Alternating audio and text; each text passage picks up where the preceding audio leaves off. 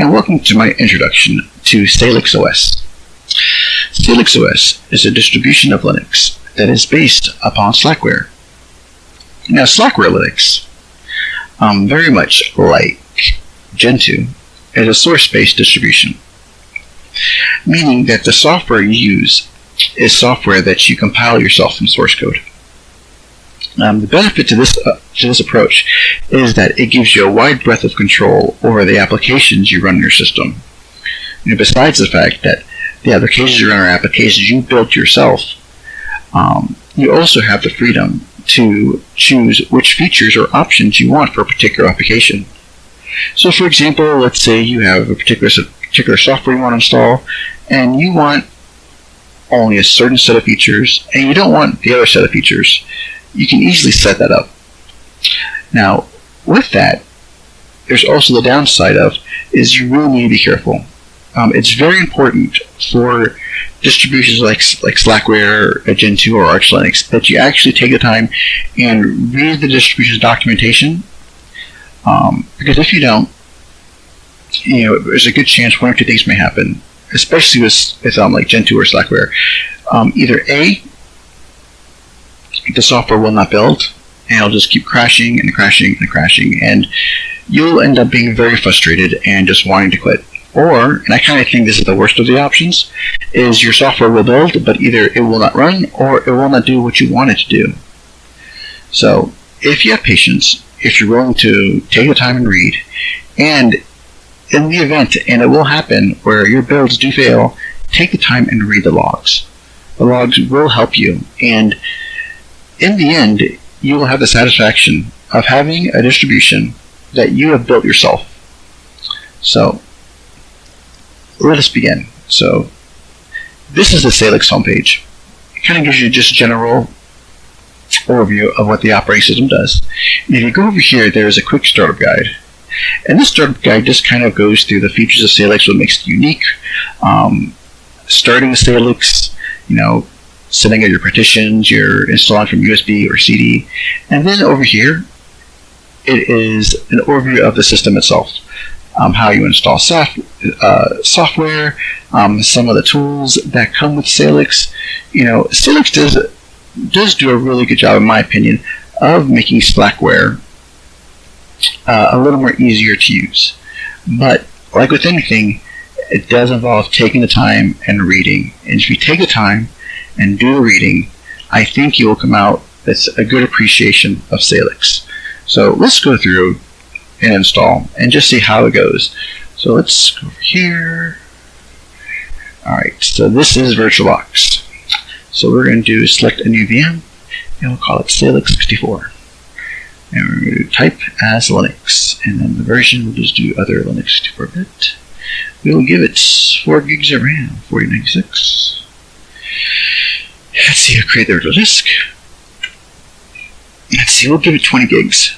We'll give it a 20 gig hard drive.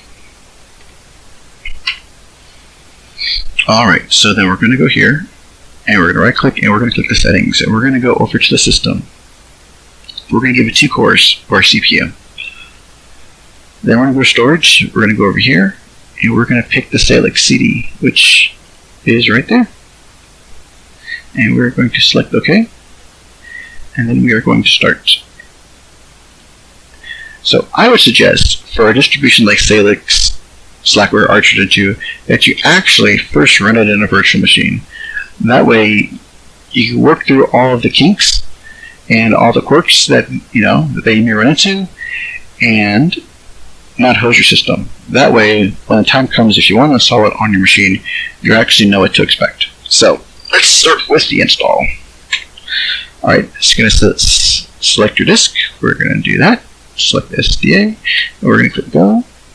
We're going to set the GPT partition, and then we have this cool utility called cfdisk. Cfdisk is very similar to fdisk, but in my opinion, I think it's a lot easier to use. So, first thing we're going to do is we're going to carve out our hard drive, and what I normally do is I create 3 partitions. I have a boot partition, which I format to extended to. I have a swap partition, and then I have my my root, which sometimes I do xfs, but for this illustration we're going to do extended for. So first we're going to do the boot. We're going to set the boot to 1 gig. And as you see, it already set the type to Linux file system. We're going to go down to free space, we hit new. We'll just do a gigaswap. Now you notice over here, it still has the system type as Linux file system. So we want to change that to Linux swap. So we're going to go over here to type. We're going to hit enter, and we're going to look right there is Linux swap. There we go. And then we're going to do the last one, leave it default. And there we go. So we're going to write this to the disk. And say, are you sure? Well, let's hit yes. And we are done. And that's it. Your hard drive is set up. We're going to hit quit. Okay. And if you notice, swap space is detected. Because we set that type to Linux swap, the installer knew, hey, this partition is our swap partition. So it's going to ask you, do you want to format it? We're going to go yes.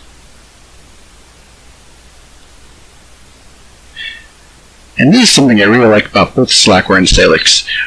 Once you format it, the installer already says, hey, we're going to add it to your etc fstab. And for those of you who don't know, etc fstab is the file that the kernel uses to figure out, okay, what partitions are going to be mounted to what part of the file system. So it knows that dev sda2 is going to be our swap partition. So then we're going to hit OK. So now, very important to read, it says it wants us to pick what is going to be the root file system. So we want to pick this one. We don't want this one because 1 gig is not enough for your whole root. So we're going to pick SDA3. We're going to do a format, and we're going to do extended for. And now we're going to pick SDA1. We're going to format that to extended to, and we're going to say it's going to be /boot. And look at that. Already edit your etc fstab. And now we're going to install from a CD or DVD, and we're going to pick auto.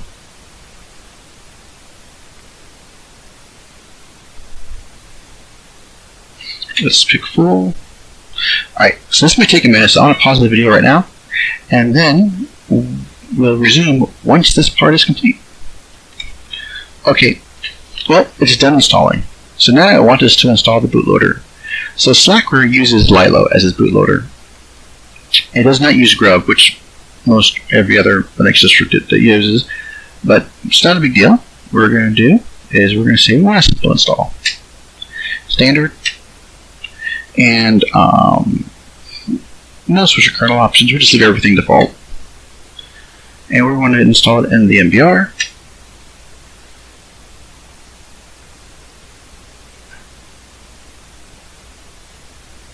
Set the hardware clock to local time. So let's look for America Phoenix. Alright. Set our language to US. Updating the caches. Let's see. Yes, we want numlock enabled.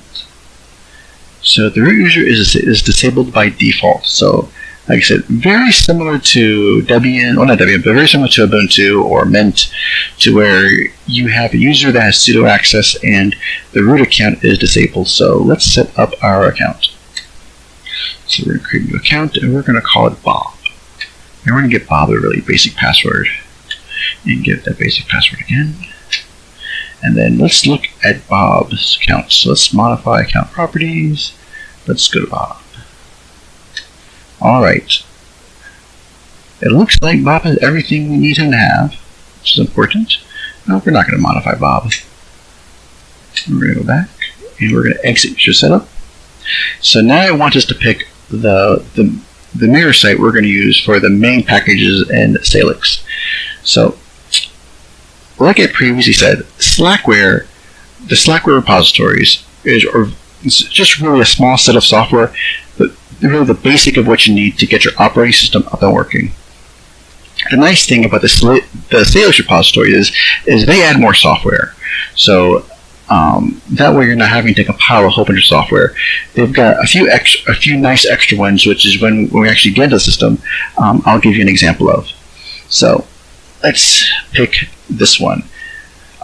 Whatever you do, guys, don't pick this one. This one, sometimes the site's up, the site's down, and you'll just be really frustrated trying to install software from that repo.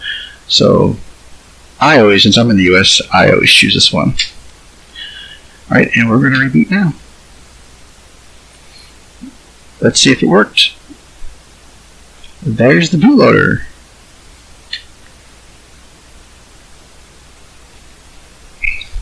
Let's see, does the kernel crash?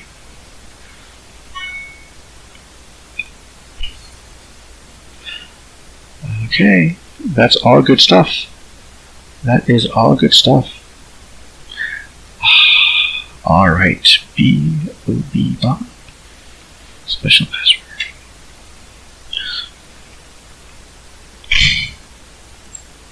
Alright, so the first thing we do is let's do a software update. It's fresh install. Let's first go there.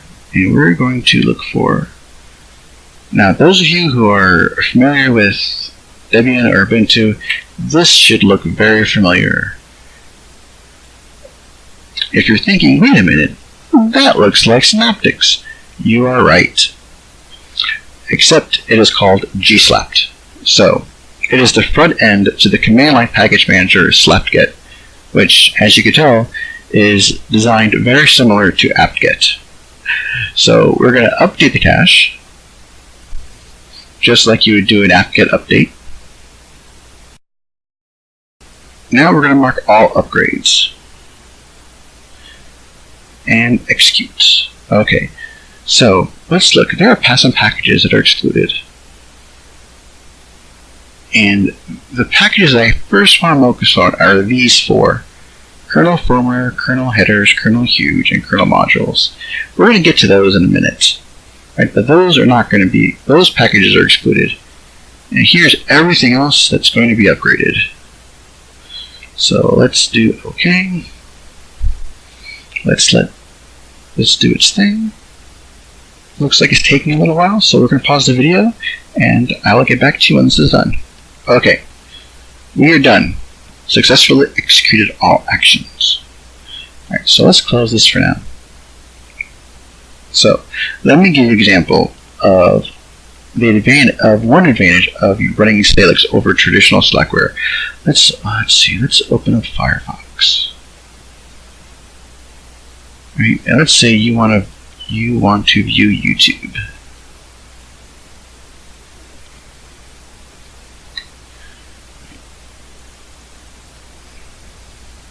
Let's say you're looking for stuff on Slackware. Right here. Let's look at Das Gregor's overview of Slackware. We're going to mouse this. Now, if you notice, no HD under settings. What? All I have is auto and 360p? Why don't I have HD? Or even 720p? Well, because in order for your machine, or sorry, not your machine, but in order for Linux to decode those higher resolutions, it requires a piece of software known as FFmpeg. Well, FFmpeg does not come in either Slackware or Salix, so you're going to have to install them yourself. Now, if this was traditional Slackware, that means building from source. And so where you would go for your packages that you need to build from source is over here to slackbuilds.org.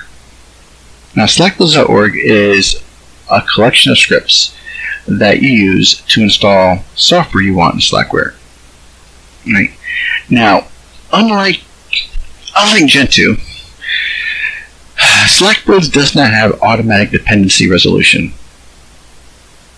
Real simply explained, in Ubuntu, if I wanted to install software X, okay, the package manager knows that in order for software X to run properly, I must also install software Y, Z, and A, and it installs it all for you.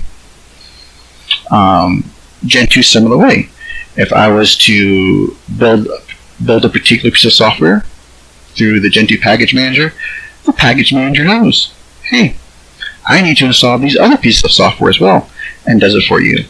But Slackware, what makes Slackware a little more unique is that you need to install those dependencies yourselves. So basically, you look at the software you want to install, you look at what it depends on, what features it comes with, and you're like, okay, so I want this, this, this, and not this.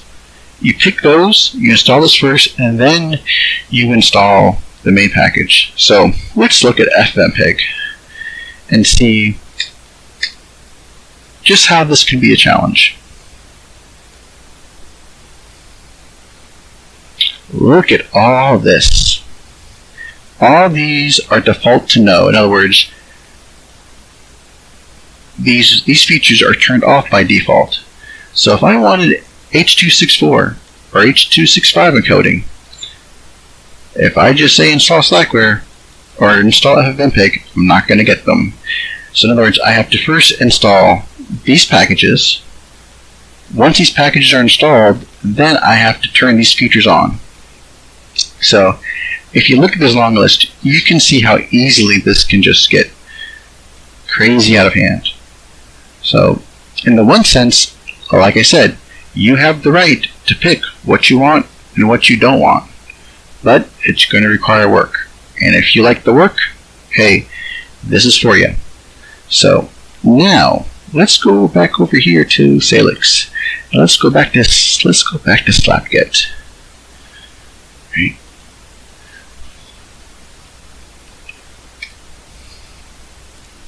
Okay, so this is Salix. This points to Salix repositories, which are a collection of pre-built software. So I wonder, is FFmpeg there? Let's see. Well, what do you know? I'm going to mark that for install.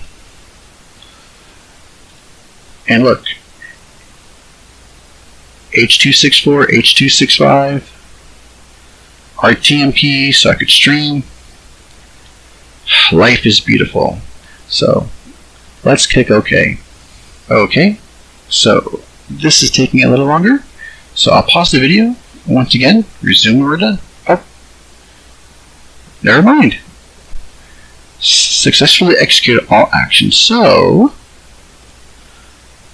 let's launch Firefox again. Let's see, it should be in our history. Let's go to history. Let's go to Das Gregor.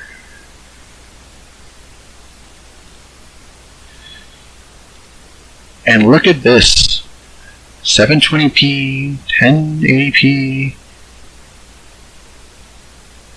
That's how simple it is. That is really the benefit of Salix, is that there's certain software, which, like for example FFmpeg, that if you had to build yourself would take a whole lot of time, and the Salix team does it for you. So now, not everything is like that, but some things are, and that makes it a benefit. So if you're running Salix and you're looking for a particular piece of software, before going to Slack builds and seeing what you needed to build yourself, open slapt-get and see if it's there first. Right? I think for a lot of things you'll be saving yourself a lot of time. But let's look at an example which will require us to go to Slack builds. So this is a VM. Now if you notice, if we do Control F on my keyboard, it says, hey, you want to go to full screen? No full screen.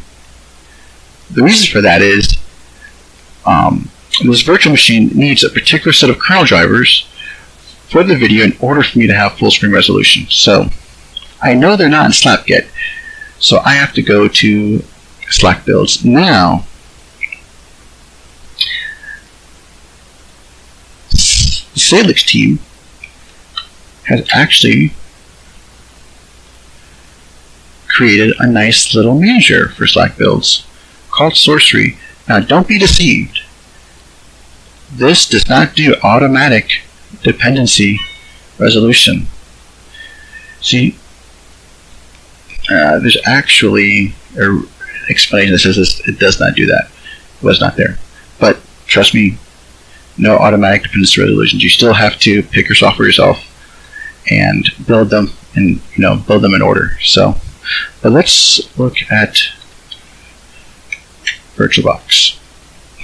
Alright, so the two pieces of software that I want to install are the VirtualBox Add-Ons and the VirtualBox Kernel Add-Ons, because those build the kernel modules for your VM guests in order to have things like full screen. So let's see. Let's select them first. Quick thing to fail a few times, but it's a good example of learning to be patient. Take a look at the logs, see what the logs say, and see if we can figure out how to resolve it. So it's right now it's downloading the software.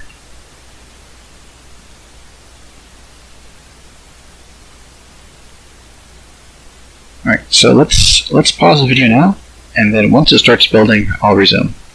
Alright, so it instantly crashed, which is kind of what I expected. But let's go view the logs and see if we can figure out why. Let's go down here.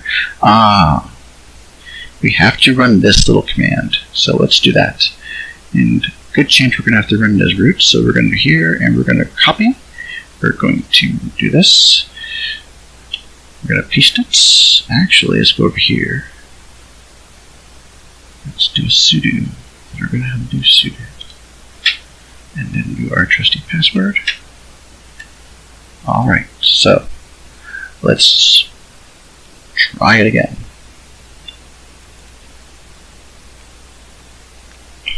Oops, wrong one. With the add-ons. Add-ons. Alright. I'll pause it and I'll resume when either it fails or completes. Okay, we're back. And we ran into an error. Oh, another error. Let's go see what it is.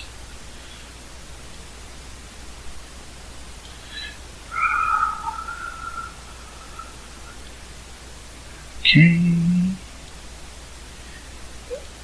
Let's see. Failed command. Failed command. Failed command. What is failing?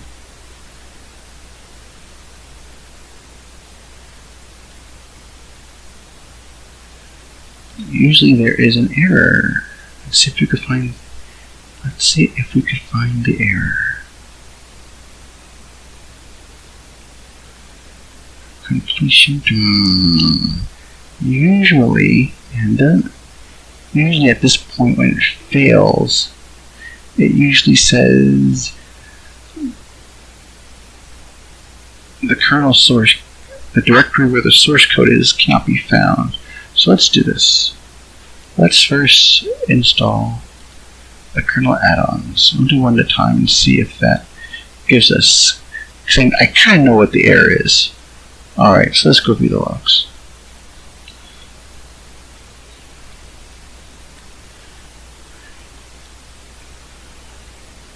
This is it right here. So the kernel directory can't be found. Alright? Which is kind of what I expected. So let's see. So let's see if we have this, the kernel source. Oops, star. Let's see, is there a user source Linux? No, there is not. So let's see what version of the kernel we are running. We are running kernel 4.4.19. So let's do this. Let's do slapt get tac search. Let's do kernel-headers.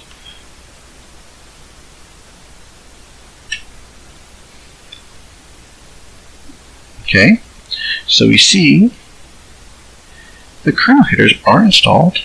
Now let's see if the kernel source is installed, because we need that as well to build our kernel modules.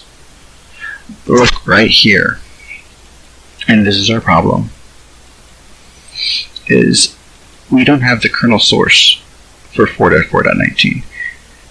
So it looks like we're going to have to upgrade. And remember when we did the update, how those packages were held back? We are going to, if you want to upgrade the kernel, we're going to have to do that manually. So let's go ahead and do that. slapt get tac I. And to upgrade the kernel, we're going to have to install 4 things. We're going to install the kernel source, the kernel-huge, the kernel-modules, and the kernel firmware. Let's do our password. Here, let's close this for now. Alright, we're going to have a new package installed, the kernel-source, and we're going to upgrade the others, and we're going to do a yes. Everything's installed, so if I go to ls, alright, src, let's do install. There we go. That's what I wanted to see. So let's go back to sorcery, which is what manages the Slack builds. Let's put in our special basic password, and let's do Virtualbox. Alright, let's first install a kernel add-ons. Yes. Oh, it failed again.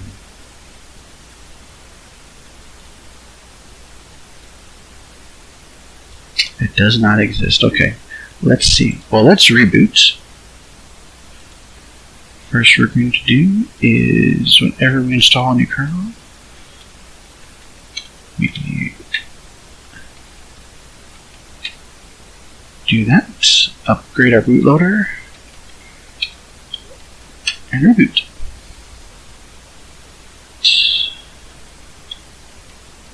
Bob. There we go. Okay, let's see. Sometimes after a kernel update, reboot is your friend. Virtualbox. Alright, let's do that first.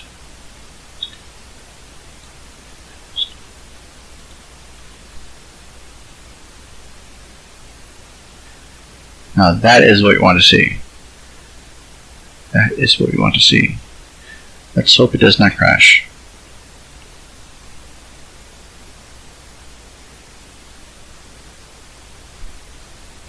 Alright, I'm going to pause the video here, and we'll resume when either A, it completes, or B, it fails.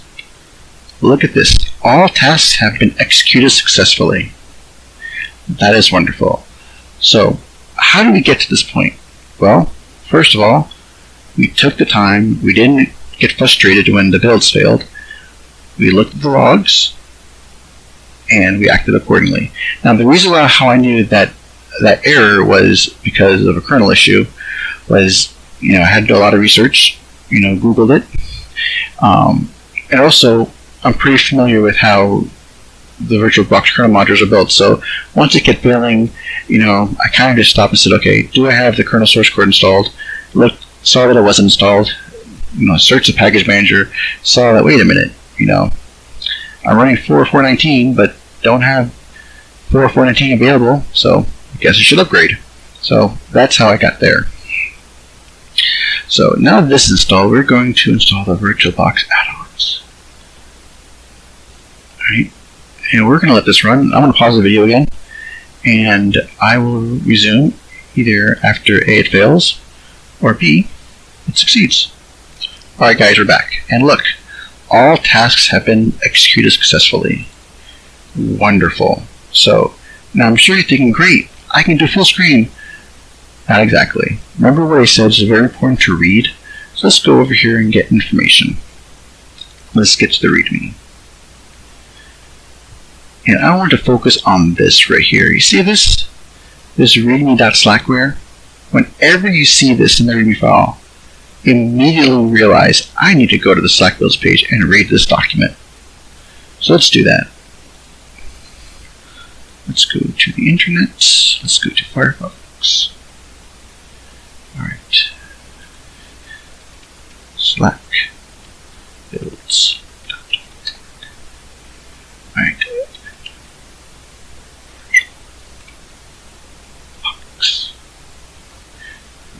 Virtualbox Add-Ons. And let's go down here to the readme.slackware. Alright, so the readme.slackware file is a readme that gives you specific instructions to get the software working under Slackware. And so, in this file, we have two sets of instructions. One is to add these commands to the rc.local file, and the other is to add these commands to the rc.local.shutdown file. Basically, it's a series of scripts, and really quickly, I'll tell you what they say. If -x, and I believe that's executable, I could be wrong, but if this file is executable, then start. If this file is executable, then start. So now let's go down here. In this it says, if this file is executable, then stop. If this file is executable, then stop. And so what this does is the rc.local file is a file that the system looks at when it boots up to see what services do I need to turn on when I start. And the inverse, the rc.local.shutdown file, is a set of commands that tell the system what to shut off when the system is turning off. So let's start with here. We're just going to copy these.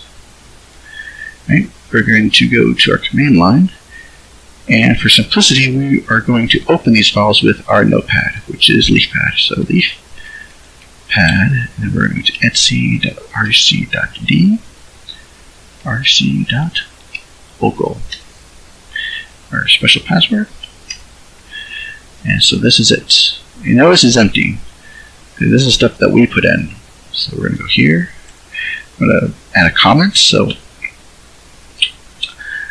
And then we're going to do vbox guest start up. We're going to do a Control V. And just to clean it up, Control C and Control H. And we're going to find and replace. Yes. Control S to save, Control Q to quit. So then we're going to go back to here. We're going to grab these series of commands, and we're going to copy. And then this we're going to do the same thing.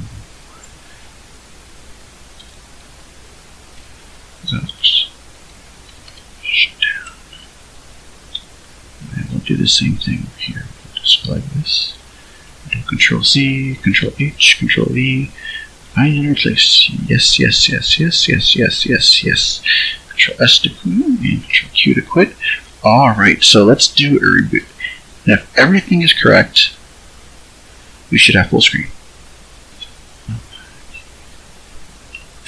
Let's see. And there you go. Your virtual machine is now full screen. So I think we're going to stop for there. If you like these videos, please subscribe. I may put some more tutorials on Slackware and whatever distro may come to mind. Post comments if you like it, or if you have any suggestions on how to make that install better. But thank you for your time.